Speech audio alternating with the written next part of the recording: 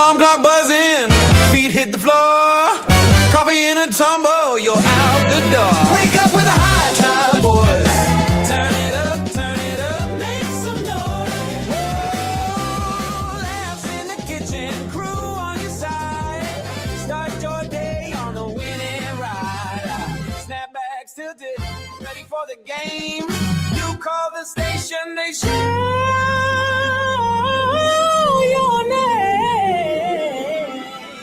Good morning, good evening, good afternoon, ladies and gentlemen. Welcome back to High Top Sports. Happy Tuesday to all of you beautiful people out there today. Got a great show in store for you this morning. We'll be talking basketball with our very own John Austin. Get into it, talk about what they're going to do heading into March, their big run, some sleeper pick teams for 2026, and then Heisman odds dropped. Some interesting names for the top, some interesting names are at the bottom. Smash the like button, subscribe. Good to see you all this morning. Cody the Prof joins us here today, along with John Austin. Gentlemen, good morning. Good to see you. Coach, how we doing, bub? Pretty good. Feeling good. Back in the gym this morning, so another successful day on the grind. John, in case you haven't been keeping up, Cody's working to run a sub 5:40. Yeah, listen, we're working to get there, and getting there are going to be two different things. We don't have. Good. I'm down another 3 pounds, so I'm teetering to. I'm at 161 this morning after the sauna. What's the 140 is the goal weight per chat GBT? I need to be 145 pounds. to run the sub 4. So should be interesting stuff. We'll be there for the spring game, getting after it. But John, welcome to the show, man. How are you? I'm doing very well. Getting excited after Super Bowl weekend wraps up. Going full bore into the college basketball season. That's kind of how I cyclically go through sports, and it looks like it's going to be another damn good tournament this year. There's a lot of talent out there, and I think Florida is rounding into form at the right time again this year, and I'm pretty excited to see what we have. Yeah, I'm going to play this clip from Joe Lenardi really quick. It talks about, obviously, he always usually breaks down the bracket where he expects Florida. Play that clip, and then we're going to show the top 25. I have a thought on the top 25 as well, and then we'll kind of just break down this Gator basketball team on where it stands. But take a listen to what old Joe had to say. Look at the last month and compare it to the same month a year ago. I remember the last Saturday in January last year, they went into Knoxville, scored 44 points and got hammered on national television, and then were, the Showtime Lakers for 6 weeks after that, scoring over 90 points a game and winning by over 20 points a game. Well, in the last month, they're scoring over 90 points a game and winning by over 20 per game. So I'm seeing a Florida team that has transformed its backcourt. We already knew about the front court. It's pretty much intact from a year ago and the national championship.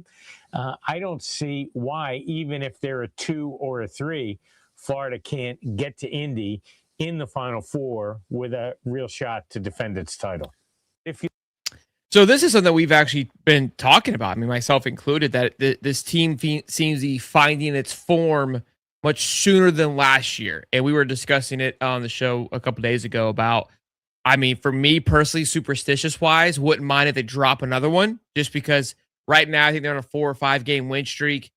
And if they continue to go down this path, winning the SEC, obviously they won the SEC tournament last year. Like once March started, they lost the last game of the year to Georgia, but then after that they didn't lose anymore, and you really can't lose after a certain point. Now you can lose in the SEC tournament, but you don't want to get cold at the wrong time. It's almost nice to get thumped in the nut beforehand. But John, what are your thoughts about this team heading into this part of the schedule? I go back and forth. Like, I was watching the game this weekend, and there are parts of our team that really, I love. Like, Ruben Chinyolu's development this year has been incredible. Watching him go from last year, where he was kind of an offensive liability at times, where we had to bail him out, and he's the best defender in the country. I think most people see it that way. I would be shocked if he didn't win Defensive Player of the Year. And that front court is such a weapon that I think if the if we can just get, decent production from Xavier Lee, which he's been playing a lot better recently. Boogie Fland has looked a lot better. I mean, his shooting is still pretty bad. The air balls on Saturday were a cause for concern for me. But then you have like Klavjar off the bench. Like, I think if this backcourt can kind of piece it together and the front court can be as dominant as they are, I don't see many teams in the country that can beat them. That's at least just my opinion. I don't know. Maybe I'm biased, but I do think that like Chinyalu and Condon still does scare me a little bit when he has the ball. Sometimes I feel like on offense, he gets kind of that deer in the headlights moment. And so as long as Condon can play as well as we know he can, I think he's kind of the ceiling. And then Tommy Haw, how can you not talk about him? He's been incredible. He should be an All-American, but we'll see what happens with that. Yeah, the front court's been obviously the staple this year, and the backcourt, like Joe said, is starting to get back to, not I would say the form from last year, but a healthier form where it's doing its job, right? And I don't think it's going to be what it was last year. It doesn't need to be what it was last year. There's a different identity to this team. But if you take a look at the top 25 and how it's ranked, there's something that there was a big conversation last year that the art of your Cinderellas are probably gone with how the new transfer portal works, right? You're not going to have these random teams that, like a Florida Gulf Coast that had Elijah Martin on that basketball team that was able to kind of hold seniors, right, and make some historic runs. You're just not going to see it anymore.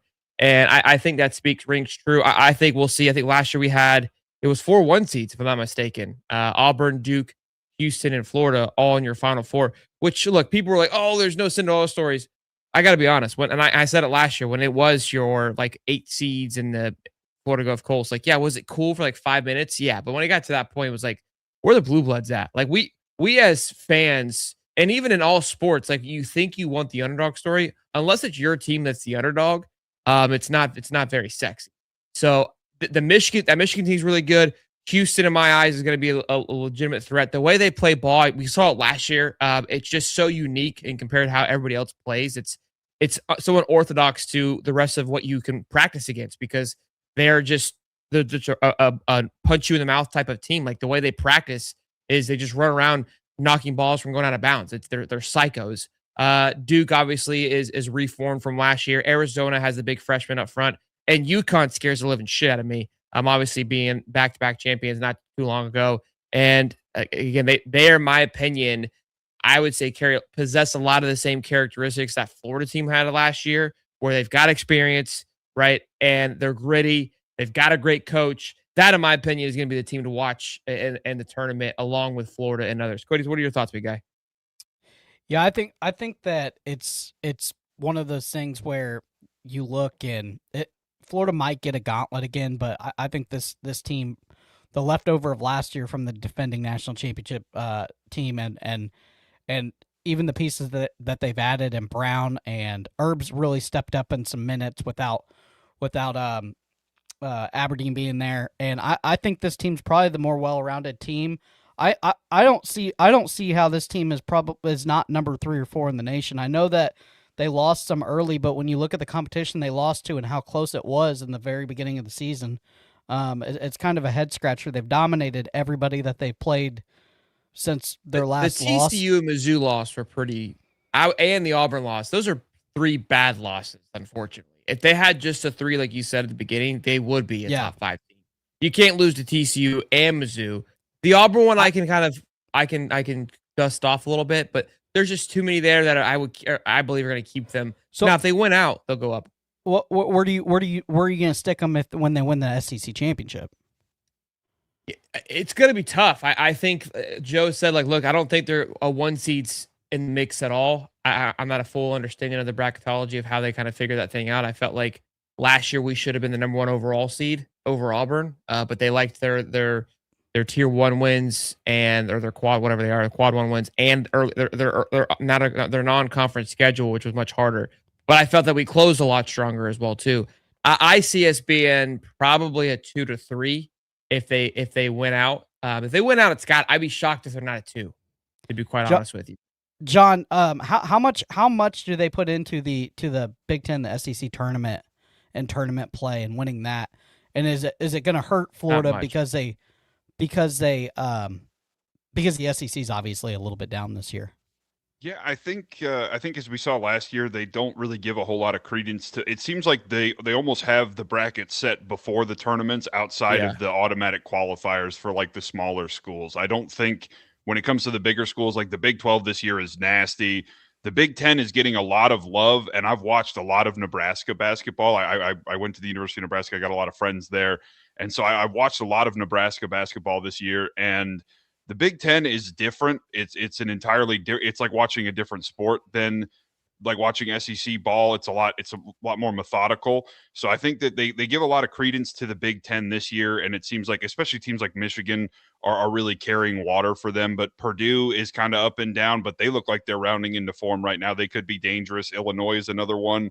So I think when it comes to like the actual tournament, I don't think it'll matter that much. And I agree with Shelton. I think if Florida does win out, I think a 2 seed is probably accurate. And then if we have a couple more head scratchers, then probably a 3 or 4.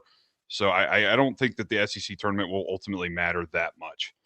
Yeah, it's more of a helpful to teams that are on the outside looking in. It's kind of similar to the college football playoffs, like that, or that championship weekend where it's not going to impact the playoffs as much, only for teams that are looking to fight to get in. And yeah, the SEC is nowhere near as powerful, but and even if they do beat some good teams in the SEC, again, it just like you said, the bracket's pretty much set once they get in. So you're thinking 3 or 4. It's going to be tough with 2 because I think again you're looking at your top 8 teams there. Michigan and Purdue will be your top 2 teams out of the Big Ten. Then of course, I mean, I think UConn will squeak in with the 1 seed. Personally, I could see Duke losing another one, which could pop them out. So then you got 3 more spots because those top 5 are taking 1s and 2s. Illinois has been really good along with Purdue. Florida's gonna be fighting for a top spot. They're gonna need some things happen in front of them for a 2 seed. But to be quite honest with you, when we had a 1 seed last year, I don't feel like we had any favors. I mean, the tournament started with UConn in round 2 and never slowed up. So I would argue that we played what Maryland or Texas Tech, were they 3 or Maryland was 3?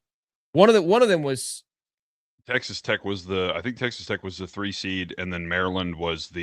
Maryland was the 4. And yeah, that I think St. that Thomas tournament too. run, I think that tournament run was like statistically the most difficult from like a Ken Palm rating standpoint that anyone had ever gone through. And I feel like a lot of people don't give that credence. And I also think that Walter Clayton last year, I mean, you can't replicate that, unfortunately. That's just, Yeah. I mean, Walter Clayton's run last year is one of the best runs in history. But I will say I'm intrigued by this like 6 through 10 spot. I think Iowa State is a team a lot of people forget about. And I've watched them multiple times. I actually went to an Iowa State game when I was in Des Moines over Christmas. And their team plays actually very similarly to how Florida plays. They have that Momcilovic kid that he shoots the ball incredibly well. And Kansas is one of the teams in the top 10 that I think will fall out. I think they're fraudulent. I think that Darren Peterson is a good player, but I think his head's already in the NBA. They're kind of riding off. We've talked about this too. A lot of these teams that are doing really well, Duke did it last year, kind of riding off of a one-trick pony-esque type. Yep. And I think that Florida and Houston showed you kind of a blueprint. And look, that's always been the blueprint, right? How can you get a very a old team with experience? That's how you're going to make your run. Those are teams that have the most success. These teams that have your kind of young superstars, they'll make runs, but it just doesn't have the wherewithal to sustain it, right? To have sustainability through the tournament. Well, with the portal now, you can fix those holes. You can have a mixture of youth and experience, and so that's why I think these blue bloods are going to go. It's going to go back to where you're not going to have your Cinderella stories. I mean, I said this hot take at the beginning of the football season. I'll say it this year for the basketball season. We obviously a 16 seed upsetting a 1 seed was absolutely absurd when we thought about it. I don't see that happening. 2 or 15 is always kind of a fun one. 3 or 14 is always those sexy ones. I don't see the 5-12 is kind of the juicy spot. That's, in my opinion, is where it starts. I wouldn't be surprised once it kind of shakes up, but very little upsets this year. There wasn't many last year in the first round like we typically expect. Again, it was a lot of kosher stuff. Now, I think that it will get more dicey from the 7, 8, 9s, which it always has been, but I think even more so, it's going to be even more competitive. So it's ramping up to be an awesome tournament as it always. I mean, March is never disappoints if we're being honest. I think that it's always a hell of a weekend. We're going to be doing a live stream from Best Bet if they have us back for one, if not both of the days. Because those are an absolute blast. But yeah, Joe says, look, he feels Florida could go to the Final Four. People ask me, I think the Elite Eight / Final Four, it has to be expectations. At that point, it's tough to really know where things can go because it's still March Madness, right? It's the madness is there for a reason. It's chaotic, and any given Saturday, Sunday, anything can happen. And look, I don't mind kind of being in those 3 seeds, like I was going to say with the 3 seed that we played in Texas Tech. I feel like their road was much easier than us by the time they played us. Now they had to play us, but getting to us felt more simpler and easier than what we had to go through. I do feel about this team though that this team is more likely to win another national championship than last year's team, because you look at what they did with Walter Clayton. That's not sustainable. They don't turn over the ball as bad as what they did last year. They shoot better free throw wise. They shoot way better free throw wise. Chinyelu has turned into a monster. I mean, that guy couldn't. That guy, I keep saying it. Whoever fixed him, give him credit, because that guy was fouling out in the first half of the game most of the time. You're a big man, trouble early. If you're a big man in the portal next year, how do you not want to come to Florida? I mean, like that's the development has been impeccable. And look, I mean, no disrespect. I mean, take any credit from him. I'm sure the effort that he's put into it has been a huge factor of it as well too. John, I've been known on this show to say that I think this Florida team as a whole is better than last year's team. And then every time I say that, it riles up the comment section. But again, I think that there was individuals that made that team extremely special last year. But as a whole, as a unit, this team seems to be functioning as a better commodity. Again, even though there's still some areas there was last year. Walter Clayton, like you said, played unconscious last in that tournament, which is, again, you can't. What's awesome, it was great, but you can't duplicate that. You can't. You can duplicate great front court play and great teamwork. What are your thoughts on me saying it's a better team as a whole? I think if you're looking at it from going into the tournament standpoint, this team is made for March better than last year's team. Like I always say that, like, good front court play, being physical, playing great defense, that's what wins you games in March. Unless you're Walter Clayton, it was an anomaly. And I do think I think I agree with the professor over there that I think this team, if you were to just take them as a sum of their parts without names and anything and just looked at the numbers, they will handle March better because they're not reliant on 3-point shooting. They've been winning games while shooting 20% from the 3-point line. And that's the thing, is these teams that are fun to watch, like Nebraska is another team that I've been telling my friends, it's worrisome because like they shoot the three so well, but some days in March the ball just doesn't go in the hoop. That's why March Madness is the way it is, because you can be the best shooting team ever, but there could be a day where the ball just doesn't go in the damn bucket. And then what do you have to fall back on? And Florida has rebounding and defense, which you can control to an extent, obviously, but you can control how well you play defense. You know that Chinyelu is going to be a dominant force in that paint, and he's going to control it. And then if Boogie and Xavier start hitting threes and Klavjar comes off the bench and hits threes, then that's a bonus, and we're winning these games by 25, 30 points maybe through the first weekend. So I think it is a much more sustainable model that they have this year. Yeah. And kudos to Todd Golden for going about this in an entirely different way this year.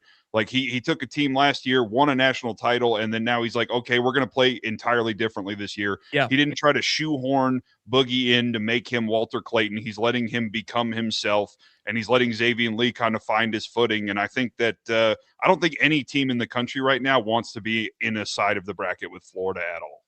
That you know that on the head. I think that's what excites me about Todd Golden in the future for Florida is their ability to be adaptable, and the fact that it does look like a different team, and how they took, again, the front court still, I would say, a foundation, but it feels different. It's functioning different, right? It has more. It flows more through the front court than the back court versus last year. Couple of comments here that intrigue me. You guys are on crack. In a close game, who gets the last shot? Guard play wins the tourney. Look, I think explosive guard play helps you make upsets. To take, John just said, though, to be sustainable, to have long runs, you want to have more of a foundation, more of a core. Living and dying by a three and big time jump shots. Look, we did it last year, so is it doable? 100%. But at the same point, I think what people take for granted, I don't know, the way that he played last year. Houston didn't get to the Final Four because of guard play. All right. And, No. and they led the entire game because of not those things. Again, we actually didn't even win with guard play. Let's not sleep on Thomas Kalk in that championship game. We played out of his mind. But look, both things need to be working. But like you said, if you can have a sustainable front court, you're getting second chance points, you're getting a lot of rebounds, and it's the play on Ruben Chinyelu. So Boucher says, I disagree. The front court from last year was better. I couldn't disagree more with that at all. Ruben Chinyelu alone is the reason why the front court. I mean, you got a walking double-double who was a walking flagrant foul last year. The guy would put up maybe 4 points a game. Like him putting the ball in the hoop did not exist. Rebounding, cool. Defense, he just hacked the hell out of you. So it was like, how can we just make sure he doesn't foul out and keep his big body as present as long as possible? I think Hand Lockton's gotten a little more efficient. Condon is still, we don't know what we're going to get out of Condon. I don't think he's improved nor declined. It's been kind of about the same. And Hauck has become what he was at the end of the year, all more sustainable. All year, right? Yeah. I mean, Hauck was playing incredible at the end of the year, and it seemed to just pick that up and carry it over. But Ruben Chinyelu is the main reason why I think this front court it's not even the same, because you literally have a true big man like the guy Queen last year at Maryland from Maryland. Colorado beat us like this. Mizzou beat us like this, where they just had a big guy down low that could get dicey with it. That was great at defense. They could drop it in the hoop. That's what our struggles were. Teams like that tore us up. And the only way we could beat it is when our guards are playing out of their mind. Well, now we have that. And we still have guards that can shoot. Like you said, if they can find out to get hot, watch out. Go ahead. I think the two guys coming off the bench is better too. I think that when Herb and Brown's an absolute spark plug. Yeah. When he gets on the court, man, I know he's young and he's still trying to find himself, but he sits over in that corner and he hits a three when you need it as bad as you can get it. I mean, he comes right off the bench and he looks great. And that's the future. And I think that's, man, this is just it's now that we won a national championship last year, this team feels like it would almost fall short if they don't win one. Yeah, I would agree with that. I think Condon is the one that I keep coming back to, though. Alex Condon, I think he's a coin flip player, but he's always good. He's always good defensively, but it's offensively. We saw it in the national title game last year, where it literally looked like every time they got him the ball on offense, he was going to turn it over. You could almost set your watch to it. Yeah, you're just like, and this year, like all you need for him in March Madness for me is just to not mess up. Like if he can handle the defensive side, and then on offense, he doesn't even have to be, a crazy scorer or anything.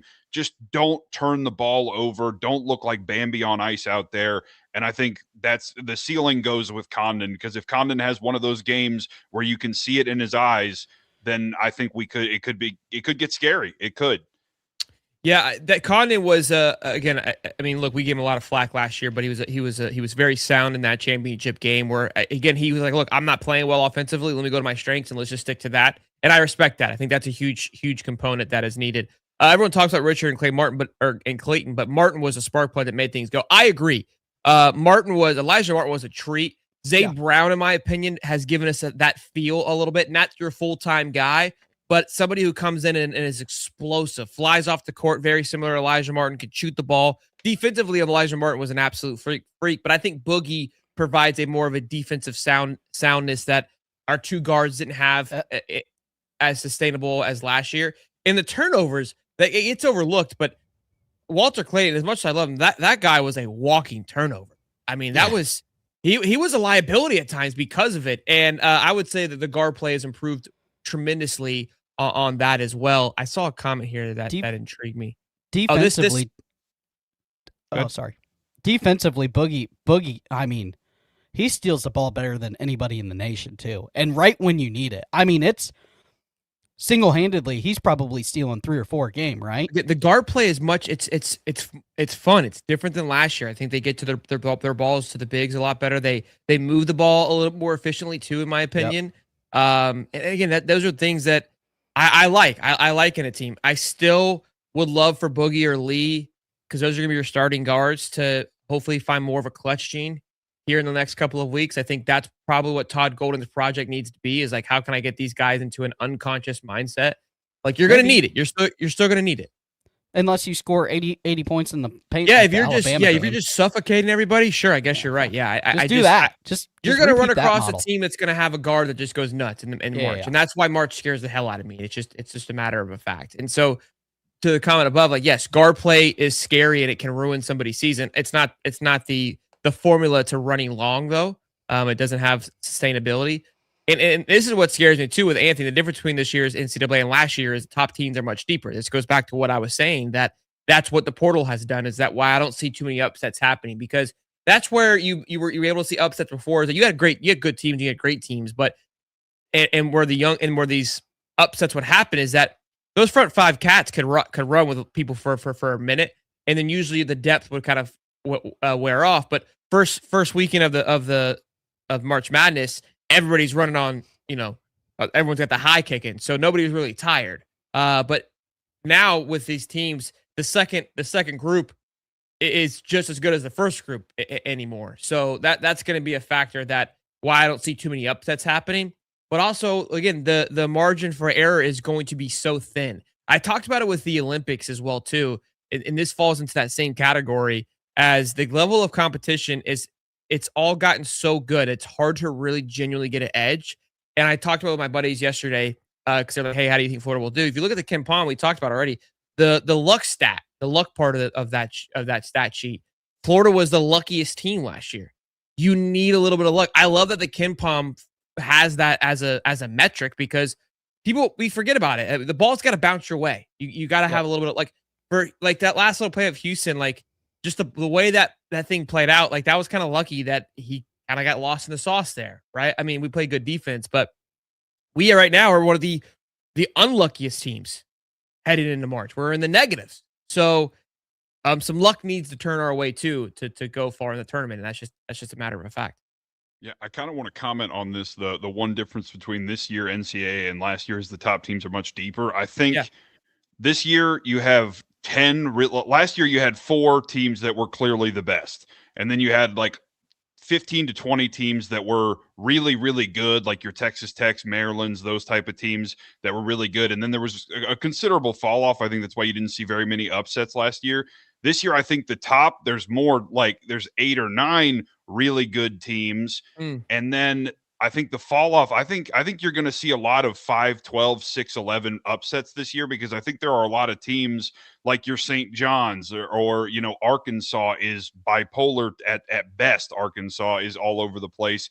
And you have these teams that are going to limp into the tournament like your Georgias or, Tennessee, I can't figure out. Kentucky, I can't figure out. That I think these teams that they could make a run. Kentucky could, be an 8 or a 9 seed and make a run because they're talented. But I think that middle of the pack is not nearly as strong as it was last year. And so I think there's going to be like 12 teams that I think you could probably pick from this year. That's my hot take. Interesting. Okay, so the cream will rise to the top. So kind of, I think your take's similar to what I said for the first group, but you think more in that middle pack, we will see some upsets because of the lack of depth or just quality in those teams. I mean, I've watched almost every team beyond, like I've watched Texas Tech this year. I watched them lay an egg against UCF. Virginia is playing in a very weak ACC outside of Duke. And then UNC, they've been up and down. They win the big game against Duke, but then they lose to Miami. You have Michigan State, who can't really make sense of it. St. John's, another one. St. Louis has actually been really good. They have that the big awkward looking kid, Robbie Davila, the Kareem Abdul-Jabbar, I believe is what they call him. He was at Indiana State and then transferred to St. Louis. Vanderbilt, another team. Like they have all these teams. BYU's one of their best players just got injured for the year. He's out. Wisconsin has been making a run. They look pretty decent recently. And then Alabama, Nate Oates, man, he's like a box of chocolates. You just never know what you're going to get. So like all of these teams in this, like that I'm looking at right now on the screen, that they could go to the Final Four, and they could also lose in the first round. I don't know what I'm going to get with any of them. It's been a very inconsistent year, which I think will make for some very good watching come March. Who's the team that you're worried about to match up for Florida? Like what's the team in this bracket, whether it be all the way up at number 1 or a team you're going to face early or right way mid through? What's a team that schematically we probably don't match up great against, and it's going to be a buzzsaw? I mean, Michigan is tough, man. They've been just beating the absolute brakes off of teams. They've had a couple off days, but they play sustainable basketball the way that we do. They might play it better, though. That's the thing. Like, Yaxel Landeborg is incredible. Dusty May is a great coach. He took Florida Atlantic with that Elijah Martin team to the Final Four, so he has the pedigree. And I think it's kind of just Michigan and Houston. I mean, Houston, Kelvin Sampson, angry is never anyone that you want to be against, especially after losing the national title. Any of those top 5 teams, Duke, Arizona, and UConn don't scare me as much because we have played them and didn't play well and only lost to the 3 of them by a combined 10 points. So I think we could match up well against them. Iowa State is another team that I will bang the table for, that they play very well. And they have this kid, Toure. I forget his first name. Toure. He plays lockdown defense and is just he's suffocating. Their whole team plays suffocating defense. Otzelberger's got them playing very well in Ames. But I really think Michigan is, and I think it's everybody against Michigan this year. Really, I do. Gotcha. So this is the one part of the downfall of being in a 3 or 4 seed is that you're going to be stacked into with one of those guys. When you're a 1 seed, you get spread out and you don't have to worry about them until later on into the tournament. So hopefully, we don't get tagged onto that side of Michigan until later on, or even like a Houston. I wouldn't mind playing Duke again. I think we could handle that. Same thing with Arizona. UConn's a team that always, again, that scares me just given their history and who they are and the way they play. They're very gritty. It's a grimy game. So look, you gotta play somebody. You gotta beat the best. You gotta play the best, be the best. So I kind of got over that of trying to figure out where we should be. I felt like we drew at the time. It felt like it was an okay 1 seed, and then it kind of fanned out. I was like, all right, this is an absolute gauntlet that we're going through right now. I'm just glad to hear that the ACC's just barely competitive in all sports, not just football. Like their ACC has lost the juice. They're just trash in every sport apparently. It's just Duke and a bunch of scrubs, man. Like UNC, I think they win a rivalry game, and that's great. Good for them. I will say the job that former Gator guard Jay Lucas is doing at Miami should not be ignored. I don't think this year is the year they make a run, but if they go into NIL and go into the transfer portal next year, I think Jay Lucas is a name to watch. Like he I don't know if y'all remember, I think he played for the Gators back in 2010, 2011 time frame. And he's been doing a great job there as the head coach. And they gave us a pretty decent game earlier in the season. That's actually turned out to be a pretty good win for Florida. But I do think that, I think the ACC is just kind of trash outside of that. I mean, Florida State this year, I don't know if y'all have been paying attention, but it's done my heart good to watch them just absolutely suck after they got rid of their longtime coach. And it's the ACC is just not good this year. And the Big Ten, though, and the Big 12, they seem to be kind of the two classes. I mean, last year the SEC had a historically good year, and this year we're just not quite as good. You have a lot of teams like that Georgia win gets less and less valuable every week because Mike White is doing Mike White things. So I just think the SEC this year is not going to be that good. If we can make it through there unscathed, then we're going to be set up pretty well. I just hope we avoid – I would rather have the number 1 3 seed than the number 4 2 seed, if that makes sense. Like I would rather be not in Michigan's bracket and be in someone be in a UConn or a Duke's bracket. Yeah. And I think look, I'm glad that Todd gave us such a hard out of conference schedule. That first half of the season was so important. Really kind of learned who that team was and put them through some adversity, which I enjoy. John, this is awesome, man. You're welcome back anytime. Obviously we're heating up, so we'd love to have you back to talk basketball. I mean, we honestly we do it every week. Somebody was mad. We said we don't talk about basketball. We obviously do it quite often. But tell them where they can give you a follow and a find, man. And if you love to be back, we love to have you. Yeah, I would love to be back. I'll be back on for sure sometime before March gets kicking off, maybe before the SEC tournament. I'm just John Austin the Fourth on Twitter. I interact with these guys a lot, but thank you so much, Shelton, for having me on. Oh, we could have a high top soccer. I've been watching some ball recently. Get some Premier League action talking. But I really do appreciate it, man. And I will talk to y'all soon. Yes, sir. Be good, man. Go Gators. Thank you. Go Gators. You removed the wrong guy. I know. There you go. I got the boot. I got the boot there. John Austin, ladies and gentlemen.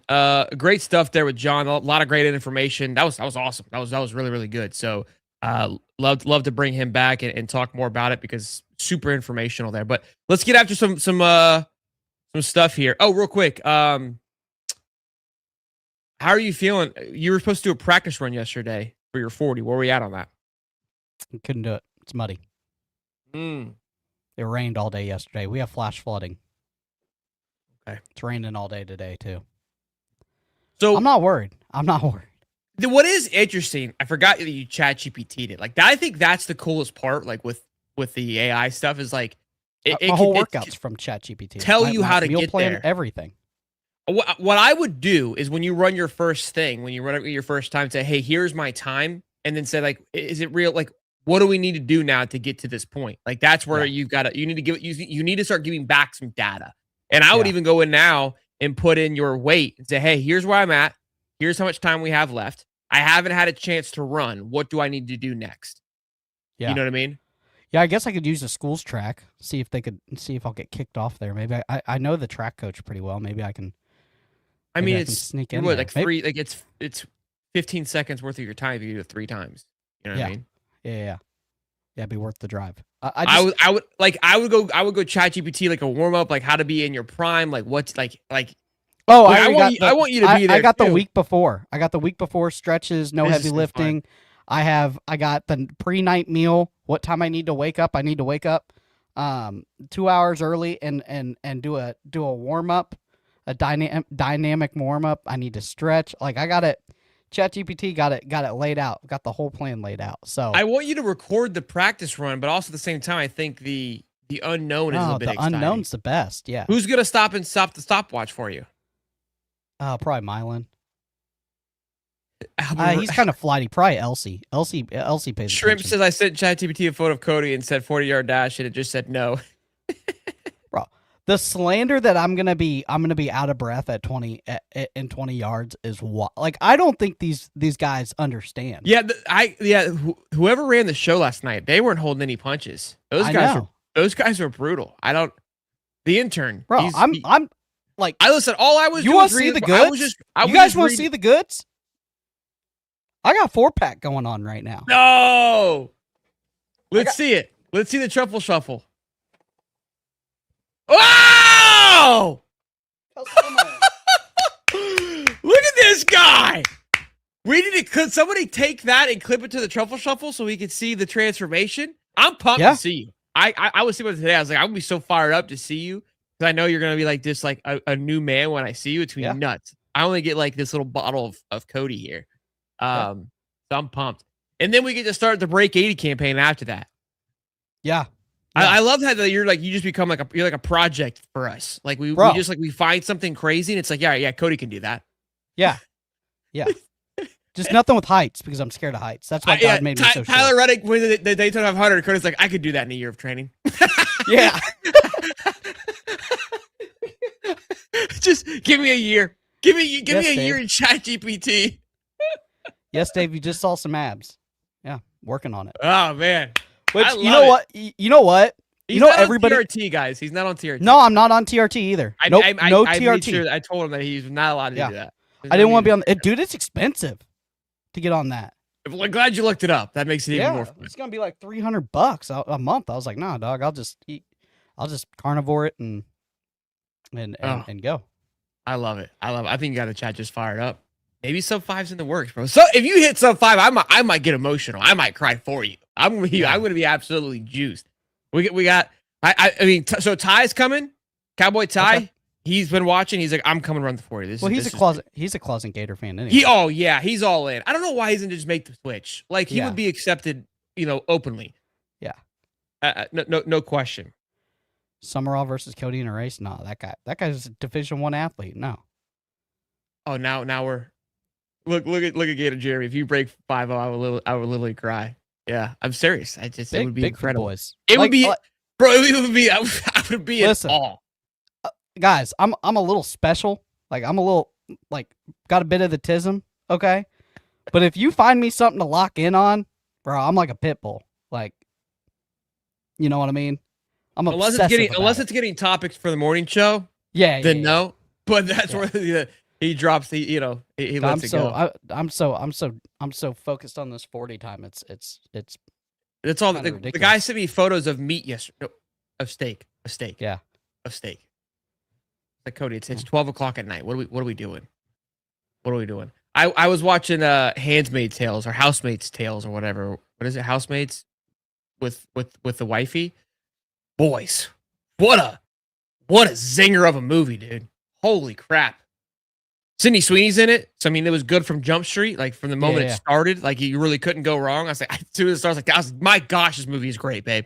But it was actually really dope. I had a good time. It was I don't get to watch much movies anymore. Because I'm constantly just doing nonsense. But I'm on the Barstool Golf Invitational, dude. I've been 3 hours. I'm oh yeah. Yeah. You're just mad you didn't get any. Yeah. Look at this. Yeah. I knew it as soon as I was saying it. Yeah. Yeah. I haven't watched it yet. It's just every episode's like 3 hours long. I was like, bro, it's so good. It's 3 hours gone. It's gone, dog. Yeah. I don't have time for that. I just don't have time for it. I'd love to. All right. The Heisman odds just dropped. And I mean, look, this is Vegas, okay? They don't have skyscraper built in the desert because they're wrong. Although they had, I think, what was it? Our guy Fernando like won the 2001 last year, or whatever it was, or 200-1. So they've been wrong. Let's not get it twisted. But your favorite is Arch Manning 6-1. Trinidad with coming back 13-2.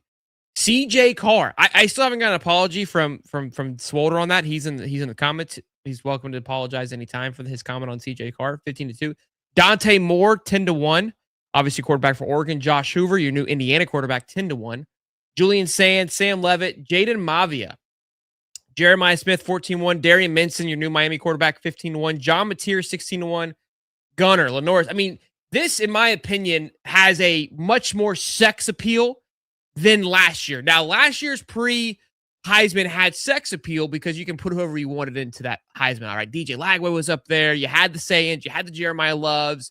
You had Garrett Nussmeier, right? That was in that conversation. But right now, the reason why it excites me about this is because a lot of those names were like what ifs, right? It wasn't, hey, these guys are coming off of a pretty healthy season with more to go, right? Look, Arch, people hate that he's up there. The guy looked phenomenal at the back half of the season, and they put an absolute unit of a team around him. All right, he still has some things that he has to overcome. Do I believe he's the ultimate number one true favorite? No, I don't think that he should be that high. But you're Arch Man and you play in Texas, he's gonna be the favorite. It is what it is. Get over it. CJ Carr is much watch TV. The guy is so good. And Notre Dame's team, good. And they killed it in transfer portal again. Good, Cody. That team's gonna be good, bro. Yeah. Watch out. Look, they should have made the tournament last year. If Gunnar Stockton was anywhere else, that I think his Heisman candidacy would be higher. I think that they can't develop wide receivers. I think he's about right. I think that he doesn't show enough kind of spunk is why he's a little bit lower. I like Stockton. I agree with what you're saying. If you put Gunnar Stockton and Florida Texas? at Florida right now with Buster Faulkner weapons and the weapons that we have. I think that might be where the again, I think Georgia's done a better job of it, but it's not like they've got like a Ryan Williams or a Dallas Wilson that hat that he has that can elevate his production. They've been terrible at wide receiver the last 2 years. I mean, 2 years ago they led the league in drops. Like, they're just not very good. Yeah. Sam Levitt, obviously, I think that one, in my opinion, it kind of fits into like a that one's a question mark. I'm not sold on that one. That one's simply that, like you said, that is because of his surroundings, right? I'm not taking anything away from Sam Levitt, but the guy didn't play last year. He's going into a new system. I think he'll be good. So I'm not trying to hate on him, but that one doesn't really have. I think Julian Sainz in a great system. Josh Hoover, I'm very excited about. I know that he's going to a new system, but he has been tried and true for the last couple of years, and over 3,000 yards. And Indiana just produced a Heisman quarterback that did less from a stat prediction. Lenore Sellers at 18. The fact that Lenore Sellers and Gunnar Stockton are very similar.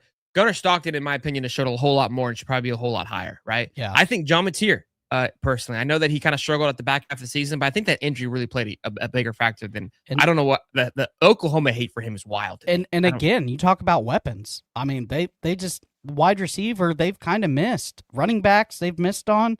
I know they got a new running back coach coming in, but it's like, golly, you're at the University of Oklahoma. That's a historic putting up giant points school. You think wide receivers would be flocking to there?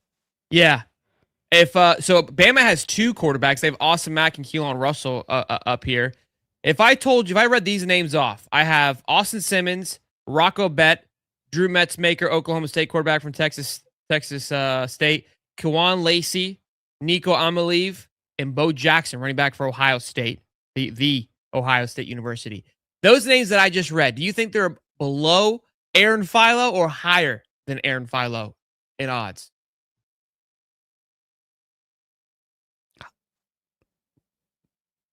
Below. They are. Which kinda Lacey's really good. He's a hammer. Yeah. I mean, golly, he's a crazy. Crazy. I think so that's just good. him being a running back, to be quite honest with you. Like, Jeremiah Love was obviously very high last You year. gotta He was be very generational. special. Yeah. Lacey's not generational. He's very good. He's got He's potential not- to be up there. Another one Yeah. that's wild to me is Ahmad Hardy is 100-1. 100-1. I mean, he was arguably the best running back in the SEC last year. Again, Kawan Yeah. Lacey and Jaden Ball and Ahmad Hardy. I mean, that's a treat. Not a running single back. defensive player. No edge players. Stop it. You know One better. could wish. Marshall Reese 25-1. Byron Brown 28-1. Dylan Raiola is 33-1. Very wild there. Yeah, that guy ain't even gonna sniff the field. They're below. That's why you asked. I know, Nick. I mean, like, what do you want me to do? But yeah, Aaron Philo 55-1, and then you have Austin Simmons, Rocco Bett, Bear Bachmeyer, your quarterback from BYU, Kevin Jennings, that's SMU's quarterback, Kawan Lacey, Nico Amalev, Bo Jackson, Amar Hardy, Avery Johnson, Jaron Kawhi, the quarterback from California, the 5-star kid. All those guys below Aaron Philo. It's wild. It's very interesting to me, like someone like that who hasn't played very much, of why Vegas feels. Again, I just think that should just have some excitement for Florida. I think the more so of where the offense is and how they expect this thing to be running. Now, obviously, DJ Lagway was very high last year, and that didn't pan out. So I understand why it's not like, hey, you can't sell the farm on this. But for me, Lenore Sellers was super high too. Remember? Yeah, like, I mean, look, I get it. I think for me, like, that's a very healthy spot. I think there's a lot of expectations. I'm going to be interesting to see. I can't wait to see what Vegas puts the over-under for Florida wins. I think if you feel like you have, now DJ Lagway they had him, what is crazy, what didn't make sense is I think they had DJ Lagway at a very high Heisman odds, but the win over under total was like 5.5, 6.5. Yeah. So how was that going to work? Yeah, the correlation wasn't there. But Listen, KC Global, he says Jones over Philo. Listen, if Jones starts, we're winning 10 games because I think Philo's can win us 8. And if Jones, Jones is better than Philo, been exhausting to me with this Jones Philo thing. It's like we've talked about Aaron Philo, and people are like, "Oh, we're already writing off." We're not writing off anybody. I don't give a damn who starts. I say that as loud as I possibly can. The thing for Philo, and why I think there's a lot of conversation around it, is one, it's the new shiny tour for Florida. It was their portal quarterback, so it was the guy that they went out there and got and felt that that is kind of your where you're looking to transition into. But also Florida knows what they've got in Tramel Jones. We had very little data, and I kind of would love to sit down with Seth Varndorf because although there's very little film on Tramel, there's still film, right? In college and collegiate games that we can take a look at, and the way that Austin broke down Philo, I'm sure we can do the same thing for Tramel, and that's kind of what we need to do our part, so we can, again, because I don't have, like, it's almost like the people who think I have stock in Aaron Philo being the starter. I don't give a damn who the starter is. It's wild to me. He's new and shiny. But yeah, Sky, he's getting disrespected. I don't know how that's even physically possible that he's getting disrespected. I think I don't understand where that thought process well, is. he already knows the offense. He's got a small leg up there. Two of the wide receivers he's very familiar with. And you can say Tramel Jones too, but Tramel Jones really wasn't working with the ones last year. That, for me, where I'm going off of is like, look, we kind of just spent an entire year hyping up a guy off of what could be. Yeah. And I watched a lot of guys that sat for a couple of years and played a lot better. So I'm going off of just historic data of, hey, someone like an Aaron Philo in his position is shown to have more success over the last couple of years. That's where I'm basing my thesis off of. But at the same point, if Tramel comes in and whips his ass, then great. Like, I love it. Yeah. Right? I mean, but the fact of the matter is that, and this is why I talked when we were going over the Aaron Philo film, is like, time in the saddle matters.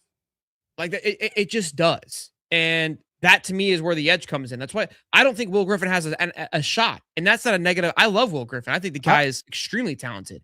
I think the best play. I don't think we have to worry, guys. I think the best player is going to play. And if it's Philo, if it's Griffin, if it's Jones, it doesn't matter. I think we're going to have the best. For the first time in a long time, I think on both sides of the ball, we'll have the best 11 playing. It's like I say, he's getting overlooked. And on special teams, he's getting overlooked 12. by media. Sure. So the media is not talking about him. Yeah. The media doesn't make the calls. The media is not coaching. The media, myself included, are wrong a lot. So we're not making the calls on the football field. Again, I'm completely happy with being wrong. So, I mean, we haven't even seen the spring game yet. I mean, Philo could go out there and lay an egg. Could change dramatically. Yeah. Dramatically.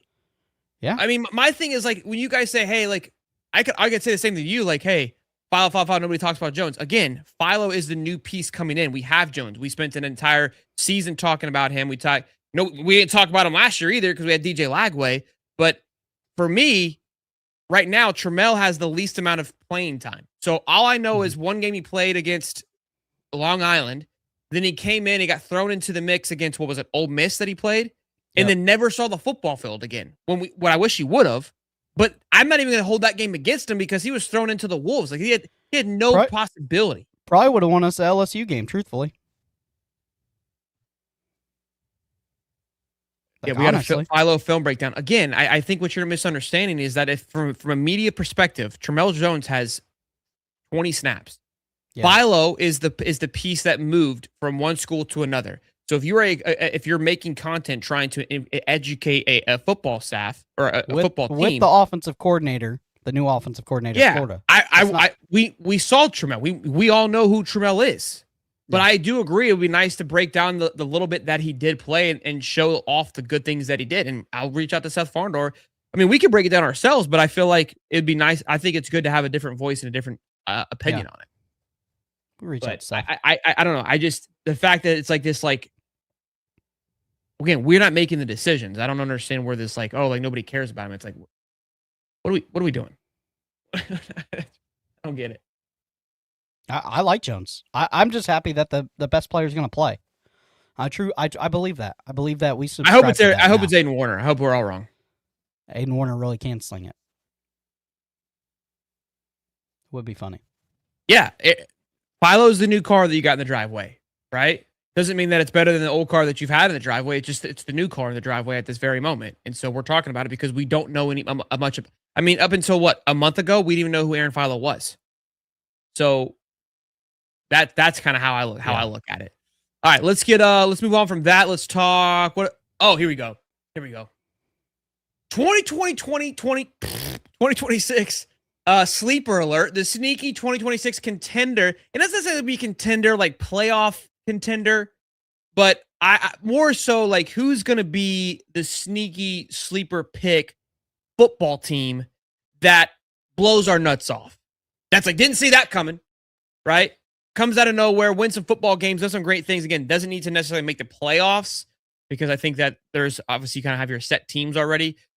Again, a team that I think of off rip, but this isn't my pick. I'm just using them as an example, is someone like Houston, who I think is going to be a sleeper pick that's going to have to do some great things. They win 9-10 games. I don't think they get in with that, but I could see them winning a lot of games and being more impressive and building off of what they did last year. Now, you still argue they can make a run, but that's the parameters on that. I'm gonna let you go first. You don't take my team. USC. Oh, yeah, they've pumped a bunch of money and talent there. I think that listen, they haven't been a very good road team, but it's tough going all the way across the United States, 3 time zones to play. But I think they'll get that figured out in year 3 under Lincoln Riley. He always, one of those guys that's a quarterback whisperer. You may not know his name, but it doesn't matter. He's always got a guy. Give me USC and the Trojans to contend for the Big Ten. I don't hate it. I don't know if it's necessary. It's sleepy-esque, but nobody's talking about him. Yeah, it's got some. I mean, people are, but I don't hate it. I don't hate it. I'll take it. I didn't see your super chat to you. I'm sorry, Cody in a sundress. I met Allie. LOL. Love you, Cody. For me, my sleeper is, again, I like Houston. That's my honorable mention. You ready for this one, Cody? Yep. Pops is gonna be pumped.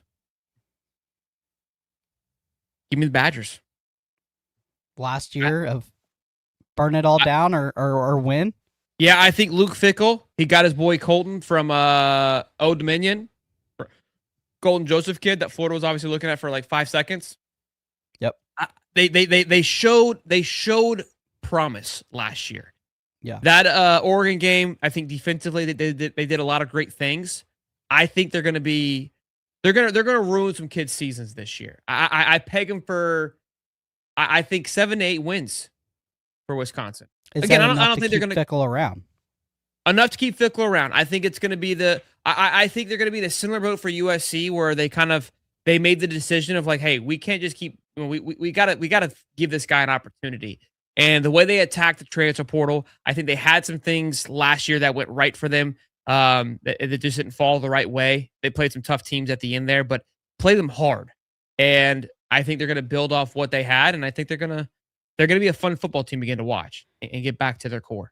Yeah, it could end in week 4, or it could end in a successful season. I will say this: I think both teams took the same strategy, USC and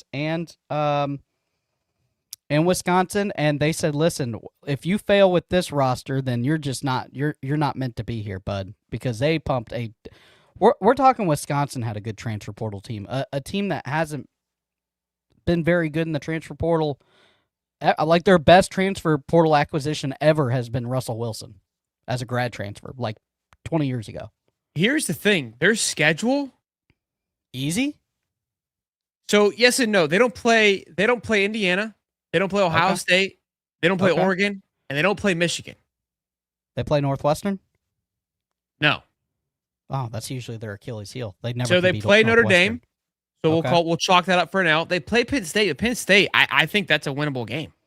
That doesn't scare me anymore. Shambles. Yeah, They play USC and they play Iowa. So I'm gonna put again. I said 8.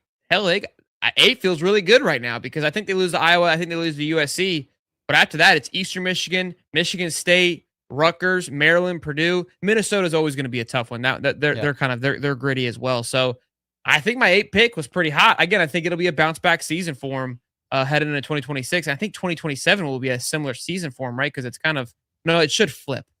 But yeah, I can't see that. But yeah, very promising. Do you know what the award is for the Wisconsin-Minnesota game? The award, no, sir. It's the Paul Bunyan axe. They have an axe and they run down and they start chopping at the field goal post. Yeah, I now that you mention, I have seen that. Yes, it's awesome. Hell of a trophy. Big Ten does have the best trophies. Yeah, those little rivalry like trophy games are like there's more of like, and I would even say Ole Miss and Mississippi State with their Egg Bowl. Yeah, it's got a lot more. Yeah, I think those things are very memorable, if you will. No doubt. That weekend of the college football season is fun. Iowa, the Sun Devils. It's Iowa State, Dubster. Iowa are the Hawkeyes. Yes. Virginia Tech, a sleeper. That's another great pick. Another great pick. Oh, I didn't think about them. That's a really good pick. Oh shit. Yeah, that's a good pick. That's a solid pick. They got an easy schedule too. Yeah, they've got. Let's take a look at them. They've got obviously with the ACC. I like that one a lot. Let's take a look at the schedule. Did he win it his first year? Oh, very much. So he's got nobody. They has Old Dominion, a quarterback list. Old Dominion. Then they have Maryland, Boston College, Pitt. That'll be a tough game, but it's in Virginia. Cal, I think that'll be a good game. Georgia Tech, gonna be a good game. Clemson, gonna be a good game. It's not easy. SMU, Miami, they got a dog of a schedule for when it comes down to the SEC. If I got to be honest with you, and then they play Virginia as well too. Yeah, that Miami Virginia Tech game could be a knockout game to get to the ACC championship. Yeah, that's an interesting one. The LSU Arkansas boot's pretty cool too. Yeah, it is.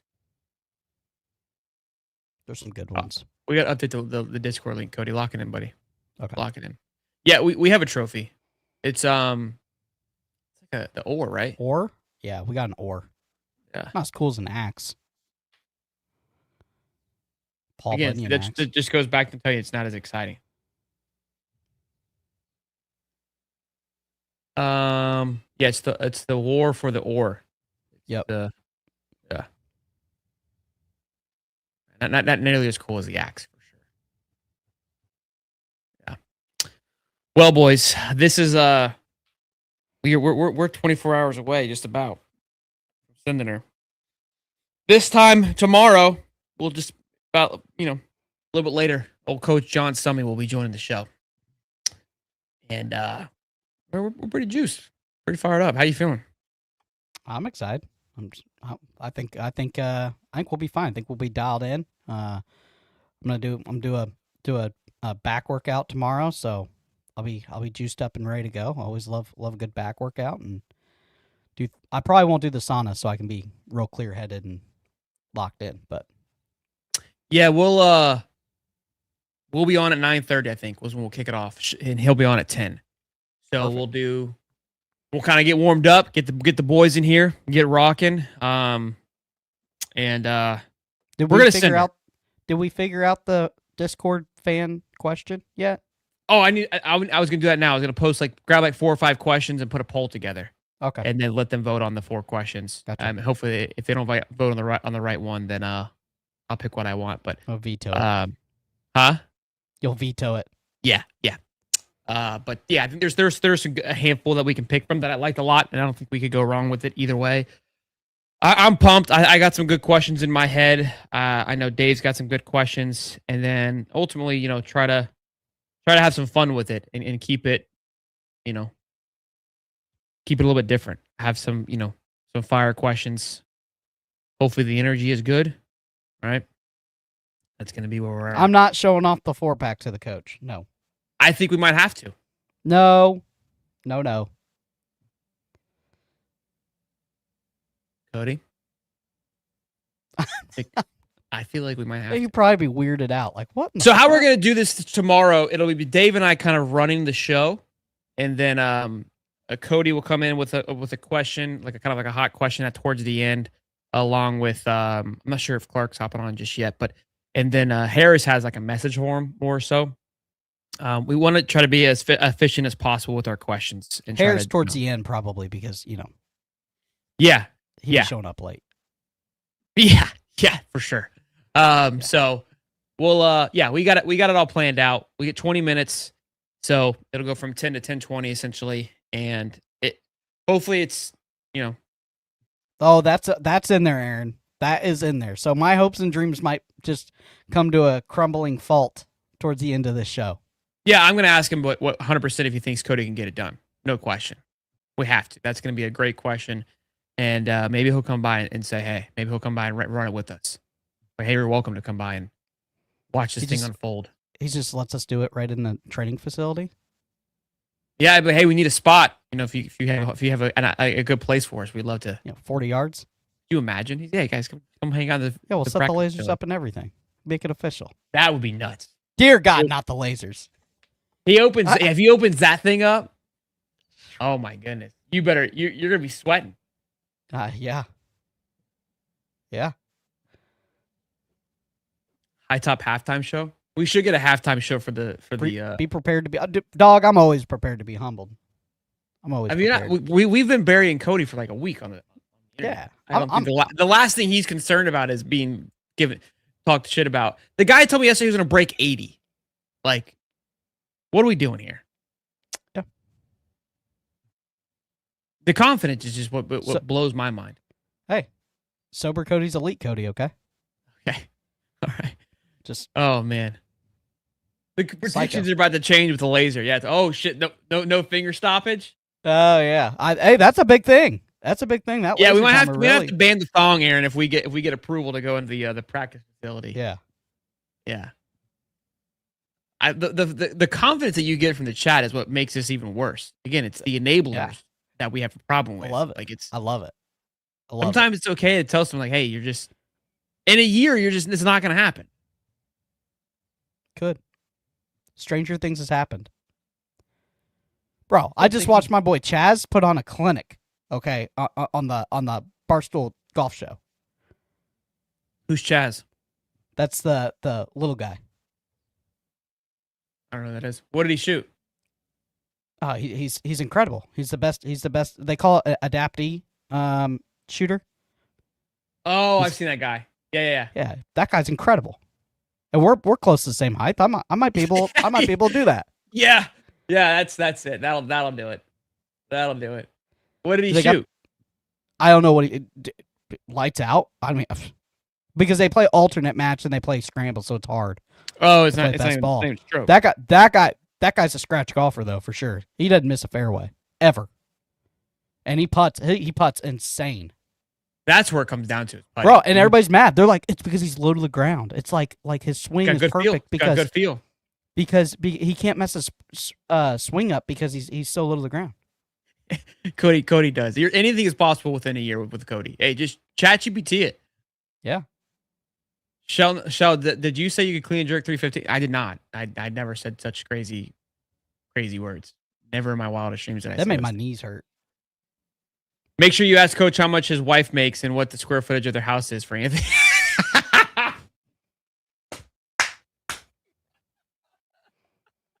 Oh my goodness. Yeah. That's incredible. That's incredible. Hey, I'm just excited for all the people that. Cody will break 34 records in 30. Hey, good. Hey, if we're still on here 30 years from now, dog, Oh, I'm even gonna have jerseys. I'll just have my Guinness book of you're world like records. you're like our Mincy from Barstool. Like you just don't More know what athletic you're gonna- Mincy. Yeah, more athletic. Yeah, that's true. That is true. All right. Well, no. I'm Anthony just question, please. I'm just happy that there's people that figured out if this, overweight steaming pile of crap can do it, then I should probably get my ass up and start doing I it, think so. that's what's the bigger thing is like you've already won with just the influence you've Yeah. had over the. I mean, myself included. That's you've already beat sub 5 in our hearts. Cody. That's all that matters. Just gotta do it on the timer. Oh God, look, TW just screaming. Look at this. Did He he? sent a super chat. Oh, right here. Sorry. Give Coach a drop to me because sure. Sorry, TW. We already actually sent him some gear. Coach got here. So, well, boys, another great show. We'll see you tomorrow morning where we it all goes down. It's gonna be a good one. It's gonna be a banger. Hang on to your seats. Peace and love, baby. Feet hit the floor. Coffee in a tumble. You're out the door. Wake up with a high time, boys. Turn it up, make some noise. Whoa, lamps in the kitchen, crew on your side. Start your day on a winning ride. Snapbacks tilted, ready for the game. You call the station, they show your Good. Good, name. Be good, boys.